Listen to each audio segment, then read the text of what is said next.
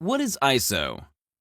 While shutter speed and aperture control the amount of light physically hitting the sensor, ISO controls the amount of light the camera needs and is a representation of the sensitivity of the image sensor. As the ISO increases, the light it takes to expose the image decreases. For example, doubling the ISO from say 400 to 800 results in the camera needing only half as much light for the same exposure.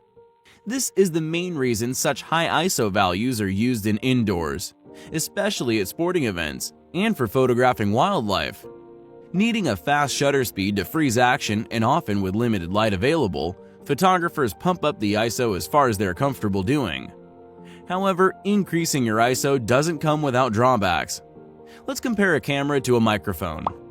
Microphones gather sound waves from a source, just like cameras gather light rays from the environment, and each turn them into electrical signals, which are outputted as either a sound file for a microphone or an image for a camera. Now, what happens if you're trying to record something very faint, like a whisper? You increase the sensitivity of the microphone. However, besides the whisper being louder, background noise is amplified as well, and you may even hear the hum of the microphone's electronics. Similarly, increasing the ISO of a camera increases its sensitivity to everything, revealing any lighting artifacts, as well as any electrical grain in the system. This phenomenon is referred to as noise in the world of photography. Higher ISO values don't just produce more noise, they also reduce the color accuracy and dynamic range. So you should use the lowest ISO value possible at all times. The lowest ISO value of your camera is considered the base ISO, a term that you may come across in the future. This ISO produces the best image quality and lowest amount of noise, but as stated earlier, low ISO values require lots of ambient light to properly expose the scene. It's also worth mentioning that not all cameras will have the same ISO profile. The ISO performance of your camera largely depends on the size of the photosites in your camera. What is a photosite? When you press the shutter button of your camera, the curtain in front of the image sensor slides up, exposing the photosites to ambient light. The photosites gather photons that enter through the lens, and once the exposure is over, the curtain slides over the sensor and the camera assesses the amount of photons that were gathered, converting the number into an image. Larger sensor cameras allow for larger photosites, which can gather more photons, so full-frame cameras have an advantage over crop sensor cameras.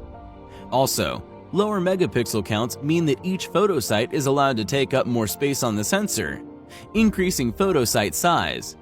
However, older, lower megapixel sensors are not better for low-light shooting, as advances in microlens design and the silicon itself have made modern sensors more efficient. So when should we use low and high ISOs? Remember that in every case, you should try to decrease your ISO as much as possible to retain image quality. But sometimes you may be forced to use higher ISOs. Low ISOs are particularly useful in outdoor photography, where the sun will provide lots of light for your camera, allowing you to more freely use faster shutter speeds and smaller apertures. ISO for indoor photography is largely situational. Depending on how well lit the area is, you may want to use higher ISO values. Remember that if your subject is not moving, you can use a slower shutter speed, or if you're okay with a shallower depth of field, use a larger aperture. Night photography, whether it be a moonlit photo shoot or astrophotography, will inevitably require high ISO values. This is where you need to experiment with your camera to find out how far you can push it without serious drawbacks. ISO, while appearing to be a complicated subject, is actually very simple.